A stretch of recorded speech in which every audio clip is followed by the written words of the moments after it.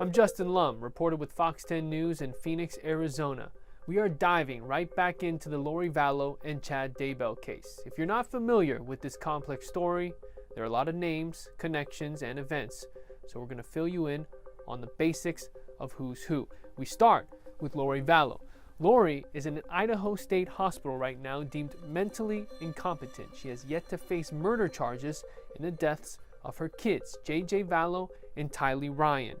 She's also accused of conspiring with her husband, Chad Daybell, in the death of his first wife, Tammy.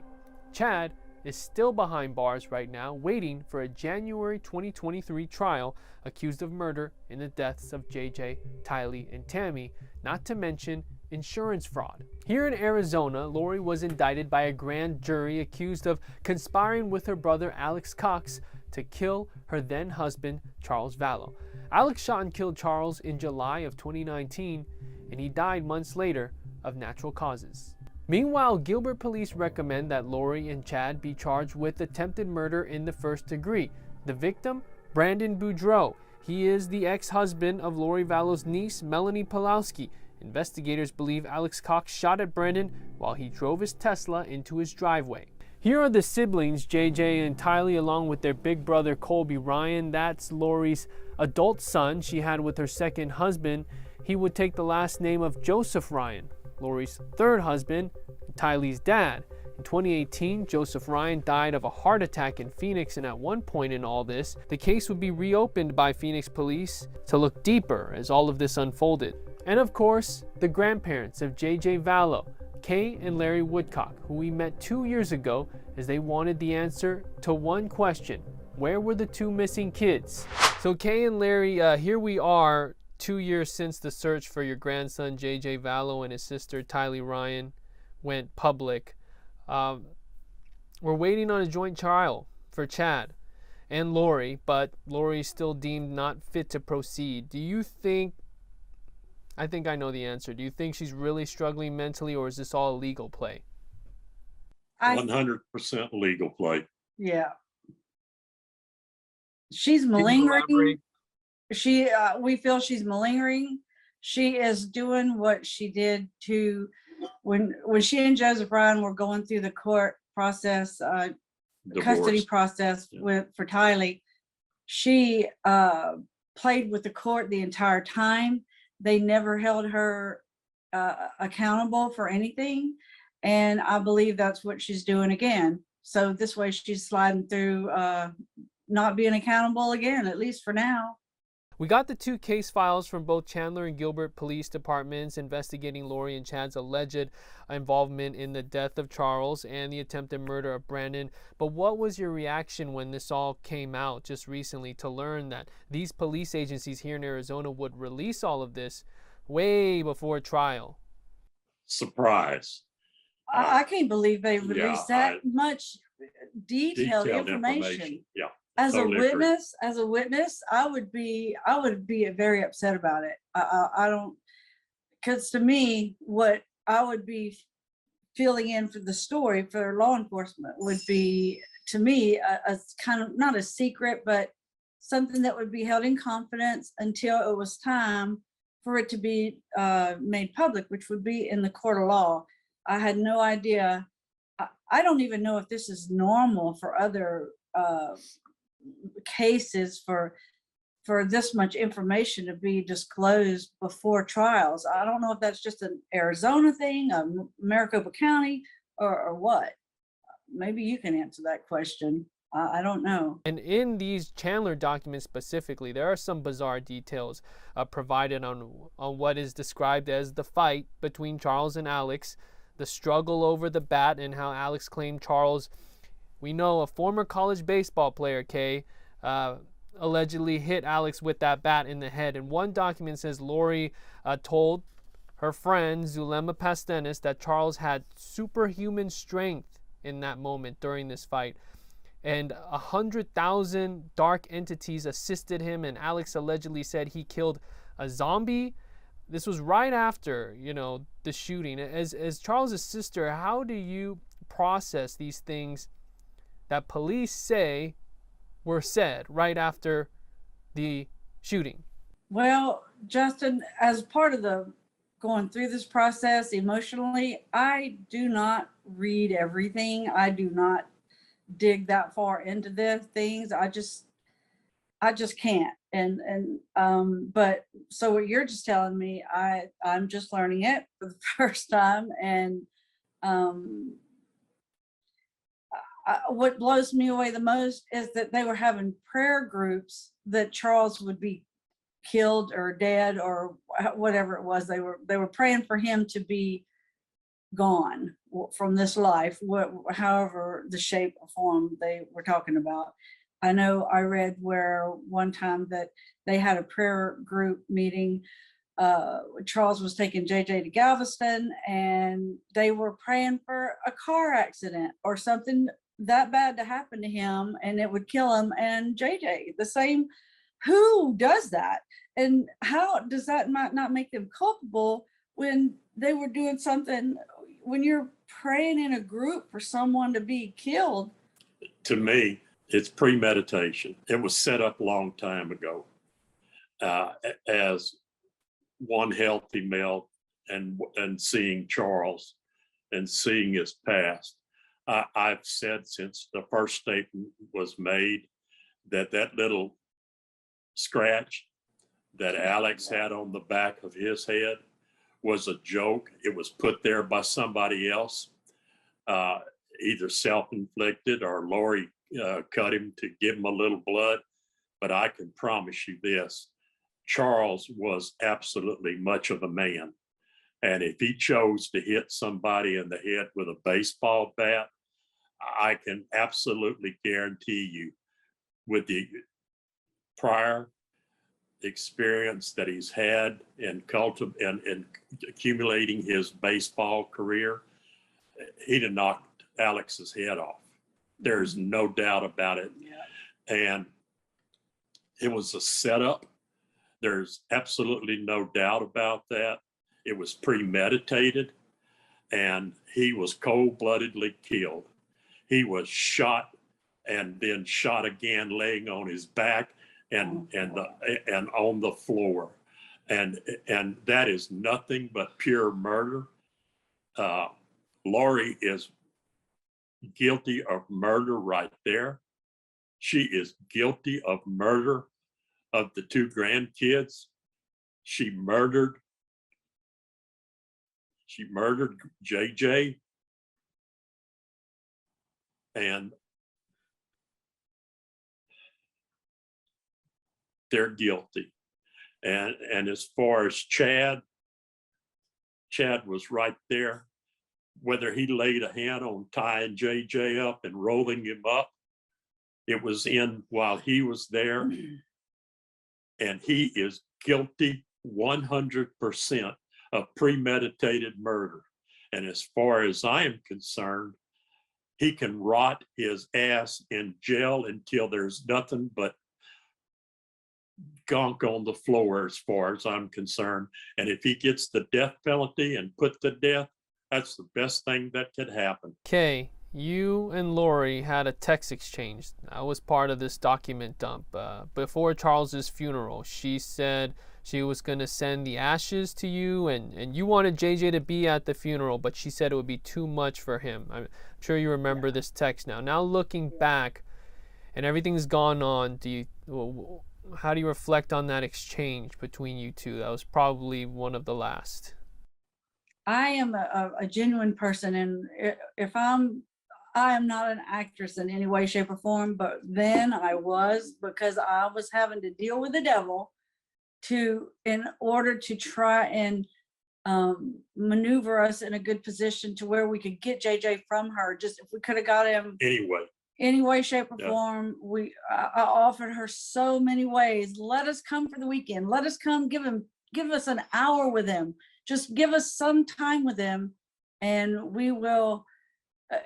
It's all on us. We'll be there, whatever, for your convenience. And for her to she just blew it off because she was angry about not getting the insurance money, which was not my fault. And that insurance money, had she done it, we'd have signed the back of the check and say, here, give us JJ. No questions. If she would have contacted us one time, like I asked and asked and asked, and she never would. If she would have one time, that's all I needed was one exchange with her to talk to her and tell her, look, just come, here's the money, give us JJ, and we're done. So that conversation happened after she found out she was no longer the life insurance beneficiary? Yes, absolutely. And that was after. more than one conversation too, by the way, and one contact. Do you believe money is the main motivator behind all of these terrible events, or the spiritual beliefs? Money is the motivator. The spiritual events were the method to get them there. That's all it was. This It was is a nothing- vehicle. This has been nothing more than money, lust, And greed. and greed. Greed. Yeah, Sex and greed. absolutely. The root of all evil. Here we are in December 2021. How have you two changed together individually since December 2019? I feel like that it's brought us together to a point that we've always been close, and my life is taking care of Kay and providing for her. But this has brought us together spiritually, more emotionally. We both cry. We both are excited when certain good things happen, and we stay positive for the future, a combination of this case. And I think that we're retired. I've worked extremely hard my entire adult life to build two very successful businesses. And I put this ahead of all of that. It's taken me a while personally to realize that life was not about always working and accomplishing and prospering it. And now we just, it's a unity of, it's sorrow, but it's a unity of peace between us that we have each other. And I think that's the one thing that really binds us. And we never want to lose our drive for this case to be closed, and in the face of the law, by the law, things will be adjudicated. And I can't imagine not having Kay with me, and I can't imagine not having the support of the community. And by that I mean from our families to our friends to friends we've never met, and from the media like yourself, which you'll never know how appreciative we are of so many individuals in the media that have helped us and give us relief to a certain extent. This gives us an avenue, a venue to release a lot of our feelings and keep our spirits going. Up until now, I have, and I'm speaking for myself because it's just been, although it's been a journey together, we each had to do it individually. And I feel like I have been beat up from one side and down the other. I feel like I've aged 10 years in the last 2, and there's no doubt in my mind. When I look in the mirror, I can see it. And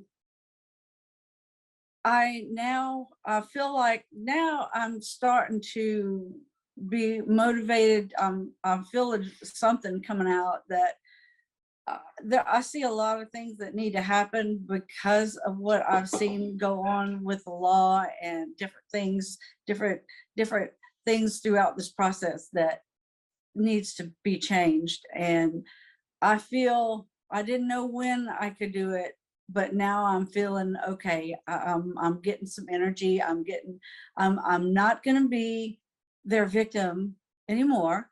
I'm going to be the kids advocate. I want to be Charles and JJ, Tylee, and if And the rest. and Tammy's advocate to help others. And how that looks right now, I'm not sure, but it's coming, and it will be something good, because something good has to come from this. Something really good has to come from this, because there's been too much bad. Next on the vlogcast, Nate Eaton, news director of EastIdahoNews.com. He was on top of this case with us from the very beginning, on the ground in Idaho, as local law enforcement and the FBI investigated the disappearance of JJ and Tylee, as well as the death of Tammy Daybell. Nate, let's dive right in here. Between Chandler and Gilbert police, we have nearly 1,500 pages of documents.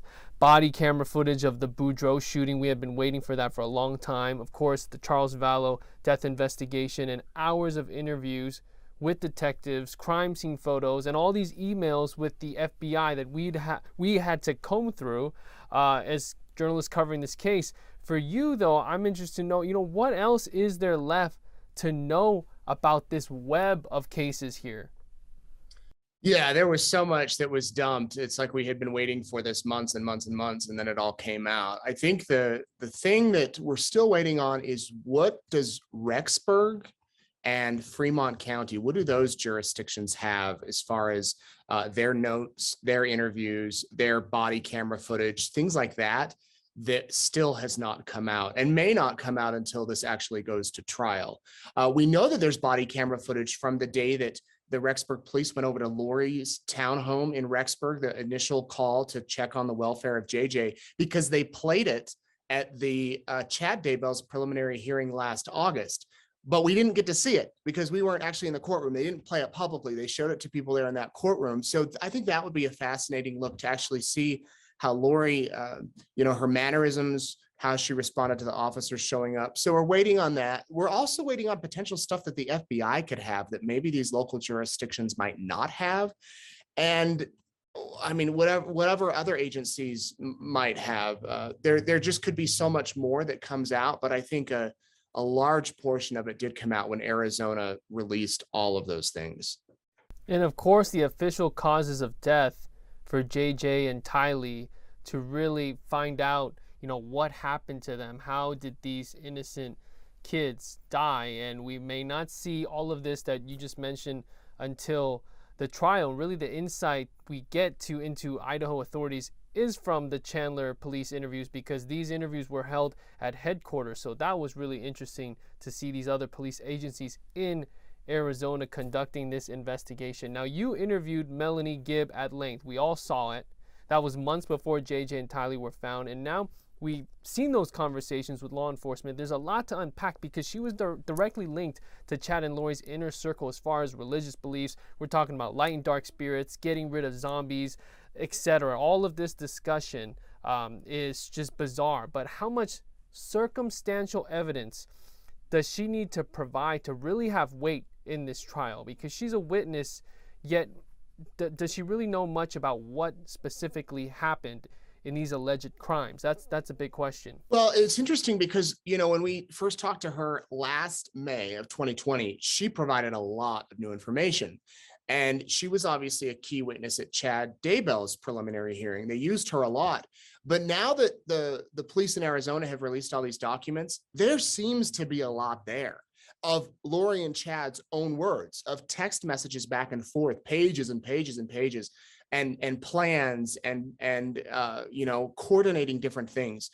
So in the beginning, it may have seemed that Melanie was key to this, that she knows a lot of what was happening, but it might come down to the fact, I'm not a legal expert here, but it might come down to the fact that maybe they have enough between Chad and Lori and these other people that might stand, because it's their own words more than based on what Melanie observed or what Melanie may know. Melanie may also know a lot more than she said. When we met with her in May, she told us about that recording she had of Lori talking about how she felt the need to murder her husband, but she turned to the scriptures and then decided not to. We knew about that recording, but Melanie did not feel comfortable having it be released to the public. Well, sure enough, it was then later leaked through other sources. So Melanie could have more.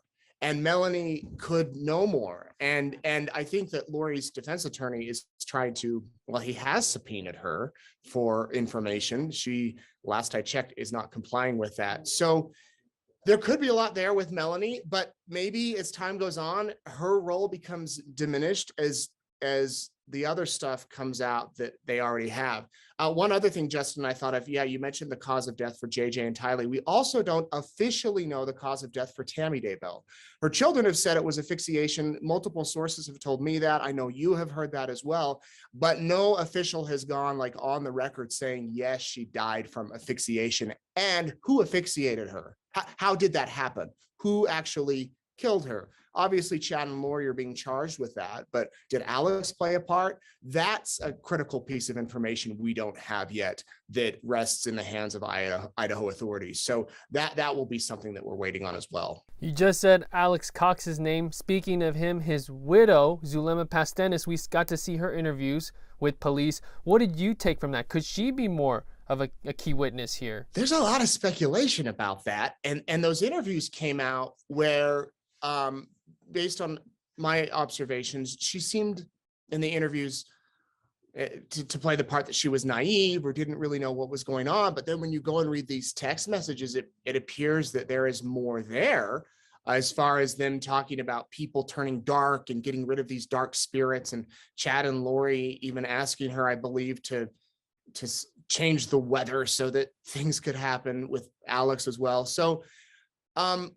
at least we know that Zulema did sit down with police, as far as I can remember, at least twice, based on what we've seen, so with her attorney. So she did talk with them. And maybe it's one of those things where she's cooperating with them in exchange for not getting charged. There might be some sort of agreement that was worked out there. I don't know all of the specific details about that. But maybe she could come into play and be charged. We're still waiting to see, too, if Melanie Pulowski, Boudreaux, formerly Boudreaux, will be charged. Because that's another aspect that has come out, where she did some interviews with media, I don't know, over a year ago, and said that she didn't really know all the inner workings, and maybe these new body camera footage and that's come out, maybe the body camera footage shows more. So that's another piece that we're waiting to see what's going to happen. Which leads me to, of course, the Brandon Boudreaux case and Gilbert PD. This really highlights one event that you and Eric Grossarth uncovered, the storage unit in Rexburg, because of how this is tied together with this attempted murder of Brandon and Gilbert. Police confirmed that Jeep tire and backseat were stored in that unit, which we clearly saw the objects, but for so long there was debate on who exactly went in with Lori at what time and what day before and after the attempted murder of Brandon. You took a deep dive into the video. It's very interesting. Just talk about that. At first it was speculation. Now we know so much more. Yeah, I got to hand it to the guy that owns that storage facility, because he went through all of his footage and logged every time somebody visited that particular unit, the unit that Lori Daybell rented. And he wrote down if it was a male with her, female. I mean, he logged all that. He handed it over to us with the footage. Originally, the footage was grainy. We got it enhanced. And that's when we were able to clearly see the part where, there was some speculation early on that there may have been a body coming out of that unit, but it turns out it was a car seat. Just the way that it looked like it could have been part of a body. It was the car seat. It was not a body, and the tire. And then it was also the same footage that showed Chad touching Lori on her rear end one day when they were leaving. And at that point, Tammy was still alive. And so that helps put together these pieces of what they were doing here in Idaho around the time that, the exact same day that Brandon was shot at in Arizona. And the vehicle seemed to match, that tire being removed. If you were going to shoot somebody out of the rear of a Jeep, you might want to remove the tire because you would have easier access. You might want to remove a seat so that you could lie down. Of course, me just speculating here, or at least, based on what experts have told us. So that could play a critical part, or that could play a critical part here. It seems as if all of these things that you might not think about at the time, like the footage, this surveillance footage, like the text messages that you're sending to people, I would imagine all of the characters involved here never thought that that would all be retrieved and come back and really paint a timeline for law enforcement to use. 2 years later, how is East Idaho still impacted by this case as far as the people there? I'm asked about it almost every day. I'll go somewhere. It could be a grocery store, a restaurant, down by the Idaho Falls River, and someone will mention that. I think people are anxious for it to be resolved. I mean, it's been 2 years. I remember early on, one of the key investigators told me that this is a marathon. It is not a sprint. And there's been days where I know you and I have been like, are we at mile 26 yet? Because what else is there? And now we know that the trial, at least for Chad, is not going to be for another year, January of 2023. So that's going to put this at over 3 years. And I know a lot of high profile cases, it can take a long time. Some are resolved fairly quickly. It will be interesting to see where we're at a year from now, Justin. Is Lori competent? Will that be back on track? Will Chad have taken a plea agreement by then? What other charges will come down, if any? Who else will be charged? I think the overall feeling here, though, in Idaho has been, let's get on with this. And I don't think that was the case until those children were found in Chad's backyard. There were still a lot of people standing by him, but once those kids were found, I think that the public opinion really shifted once Chad was arrested and once those indictments came down for murder. Granted, they are considered innocent in the eyes of the law. I want to emphasize that until it goes to trial, they are innocent, but a lot of people have probably made up their mind. And that's one of the reasons I think why the judge decided to move it across the state, where maybe there's not as much influence or media coverage of it. If you really follow the case of Chad Daybell, you've heard of Vallow, known as Another Voice of Warning, a website that provided a forum for doomsday preppers, people preparing for the end of the world.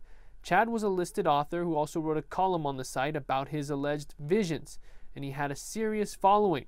The woman we talked to remains anonymous. She's a former Vallow member. We'll call Amy. So Amy, I want you to tell me, if you can, how large this group was on Vallow. Like the entire scope of it all. What was the driving force behind people joining and reading what Chad Daybell wrote? Well, I think that there were anywhere between 10,000 and 20,000 people at any one time that were members of Vallow. And at the time that we were members, you typically joined for like a year, but I think you could join for less time, like maybe 6 months. But I think most people joined for like a year. And people joined for a lot of reasons. There was people that were into prepping, but there were thousands probably of forums that you could go on to and explore and learn things about things for health, exercise, you name it. It was just anything that was like self-improvement. So it wasn't all just dreams and visions, although that was a big draw. A lot of people were there to hear people's dreams and visions or to read them, I guess. And so, I think with Chad, people had read his books or they'd heard of him. He was kind of popular on Vallow. He was probably what you'd call an Vallow celebrity, where people gave him a lot of respect and credence, and that probably happened because Christopher Parrott, who was the owner of Vallow, he would promote Chad. He promoted his books because you could purchase. They had a place you could purchase things. Chad's books were for sale there. And then Chad also was the author of I think it was a monthly column called As I See It. And that was in a separate part of Vallow called the Global Research Initiative, or GRI. And if you wanted to have access to that, you had to pay an extra $5 or something like that a month. And so what they would do is in the general forum where everybody got, anything, they would post the beginning of Chad's column. They'd post like the first 3 or 4 lines or maybe a paragraph.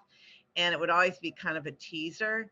And it would be like, okay, if you want to know more about what Chad has to say, you have to join GRI to hear the rest of it. What did you think when you found out he wasn't in Hawaii writing this book about someone, but he was in Hawaii with Lori Vallow, and her kids were missing, and these two were persons of interest, and Tammy had just passed away. Well, first of all, I don't live in the Intermountain area. I live quite a ways away. And so my daughter called me one Saturday morning, and she said, Mom, she said, did you hear that Tammy Daybell had passed away? And I was in complete shock. And my daughter actually was really good friends with her daughter.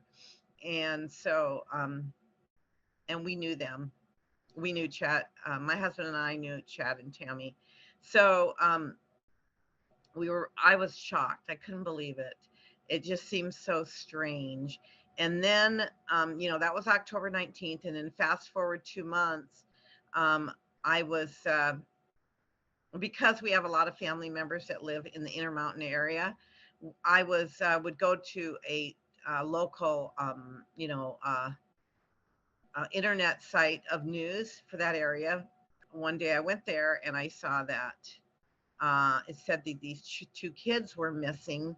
And as I read the article, it said that it was in connection with the death of a Fremont County woman, Tammy Daybell. And I was like, what? I was just like, I could not believe it. I just was like, how is this connected? I thought there must have been some kind of mistake, because I just couldn't believe it. I mean, what do these two kids have to do with her death? And so, of course, then things began to unfold.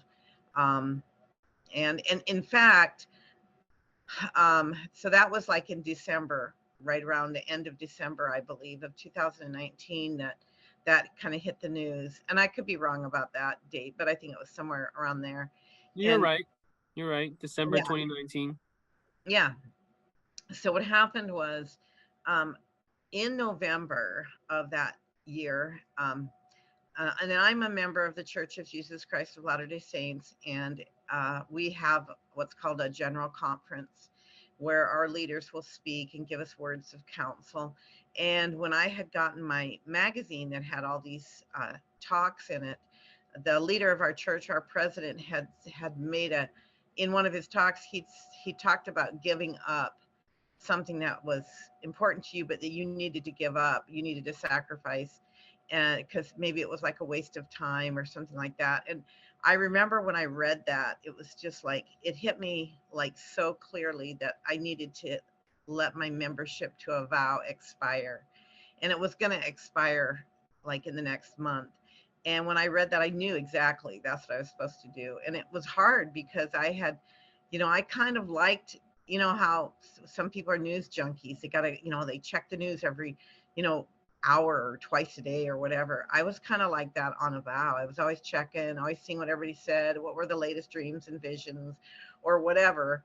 And so when I had that thought come to me, I needed to give it up. It was really hard, but I did. I let my subscription lapse.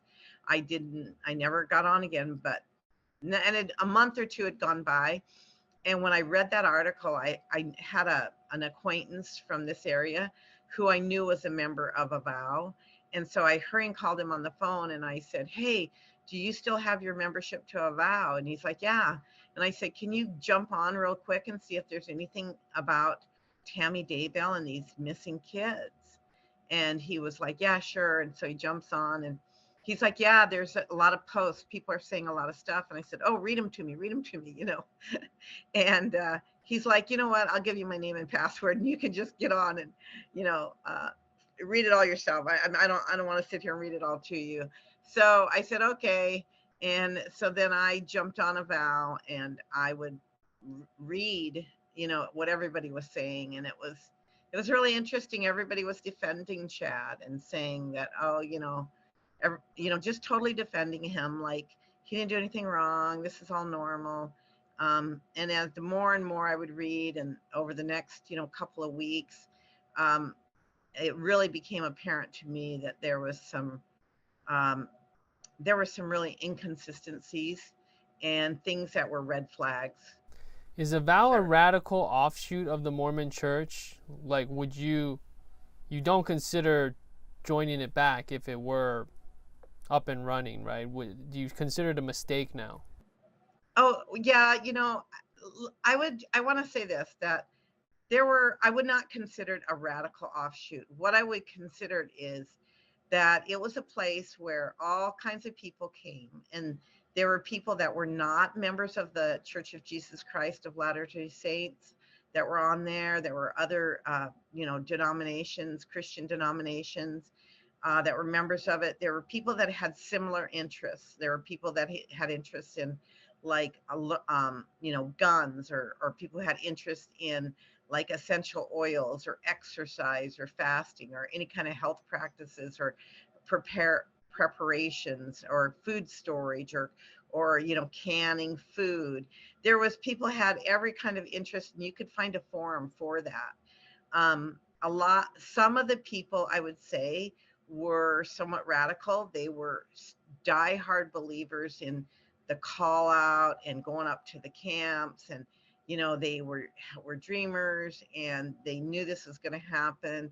And then there were people that didn't believe in a call out, or so there was a broad cross section of people. I wouldn't call it radical. I would say more, maybe leaning more to, I'd say, conservative type beliefs, or they weren't, I wouldn't say hardly any of them were liberal politically. I'd say most of them were conservative politically, but there was all kinds of people, and most of them were, I would say most of them were good people. There were some that were kind of on the fringe, not saying that they were bad, but some of their beliefs were more fringe beliefs. But the people that I would a message personally or privately, they were very good people, very nice, normal, everyday people. And I knew people in my congregation that were members of a vow, and they were just normal people.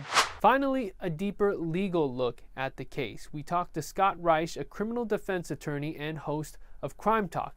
He's been covering the Vallow Daybell case, specifically its court proceedings, for a while now.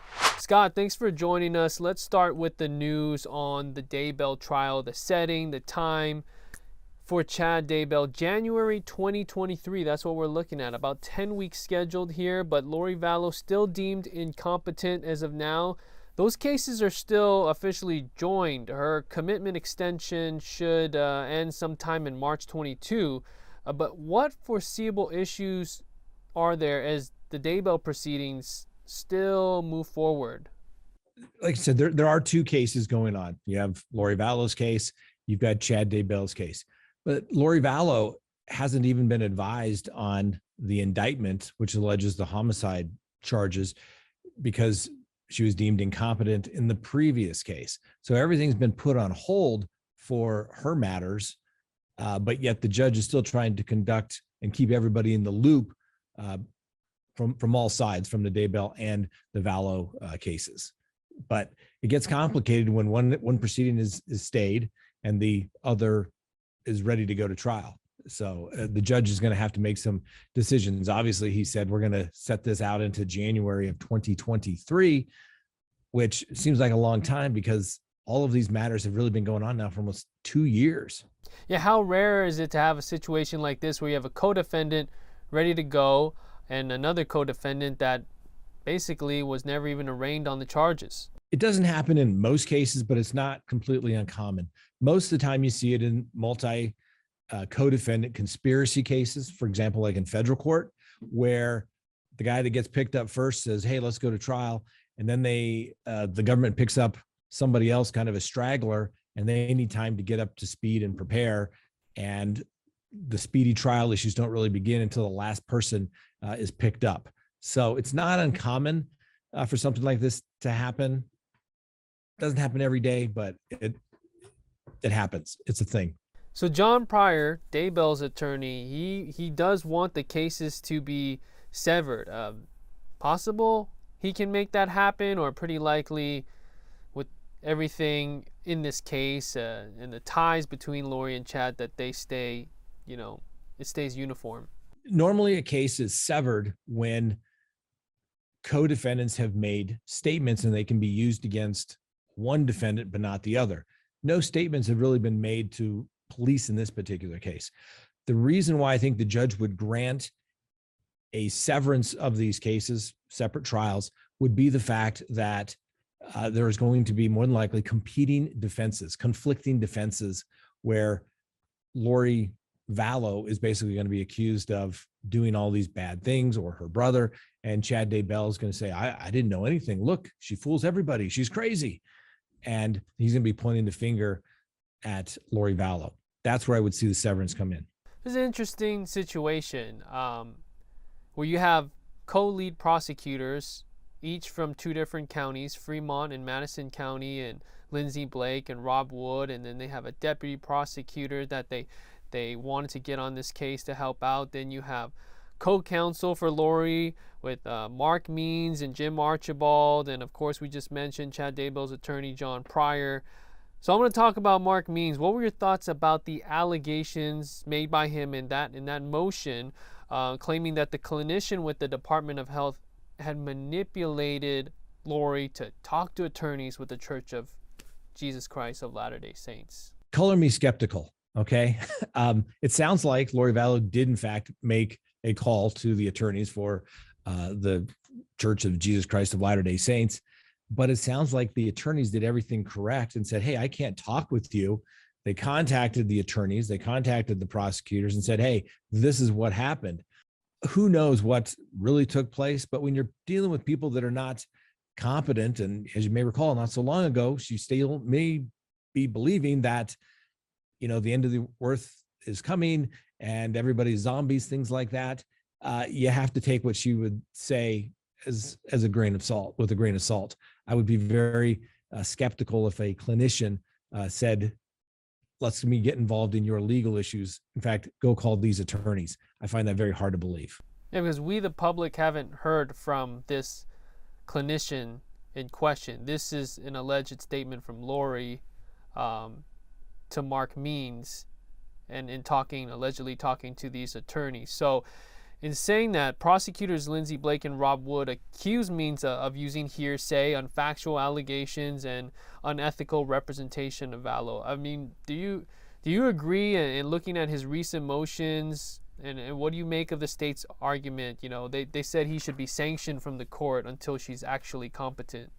I think the prosecutors have had enough of Mark Means. He has made some outlandish allegations throughout these proceedings. And as an attorney, you can't just say whatever you want. And something of this nature, you need to be able to back it up with something other than my client, who's been deemed to be incompetent and possibly some sort of delusional issues, as the person that you're backing it up from. Now, maybe you could have brought it to the court's attention, say, hey, I'm concerned about something, but you don't go in there and basically start accusing everybody, and including the court, for creating these issues as it relates to the attorney-client relationship. Mark Means just seems to really go over the top on everything that he does. And I don't think he's ever won a single one of the arguments as it relates to any of these allegations he's made as it relates to misconduct by the prosecutors. Early on, you may recall there was issues about witness tampering and influence of witnesses, and they had a hearing. The Idaho bar had been involved in that, and it all turned out to be completely ethical. I read those transcripts that Mark Means thought was over the top, and as a defense attorney, I saw nothing unethical about it whatsoever. And these prosecutors like to keep everything close to the vest. They like records sealed, hearings sealed. With so much media attention and evidence being released from Arizona like we've seen, how do you think they've handled all of this? I think overall the prosecution's doing a pretty good job. Clearly, this is not the type of case that they see on a regular basis with this size of discovery, with this much media attention. I wish all the hearings were out in the open and in the public, but when you start getting into mental health issues, there are certain requirements regarding HIPAA and things of that nature. So I understand why the prosecution is trying to keep it sealed. The argument that, you know, it's going to affect a jury pool or something of that nature, that is what I'm a little less concerned about. Status of people's mental health, I get that, but it's going to come out eventually. We just have to be patient. Thanks for watching this exclusive vlogcast of Fox 10 investigates the Lori Vallow Chad Daybell case. I know it is a lot to absorb, but we want to keep bringing you in-depth updates, interviews, and deep discussion on this complex story. So please subscribe to our Fox 10 YouTube channel, and for more coverage on the case, head to fox10phoenix.com/Vallow.